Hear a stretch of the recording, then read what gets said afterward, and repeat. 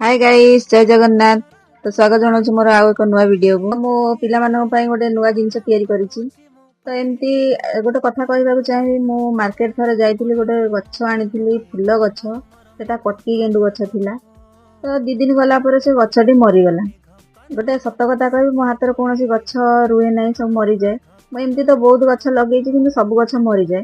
तो सेति पई मो मन को गोटे आखिला जे मु तो ए सब जिंस जानिछि जा फल रे मु एमती गोटे गछ तैयारी करिवि जा फल ना खरारे झाउलिबो ना फूल झड़िबो ना फूल सुखिबो।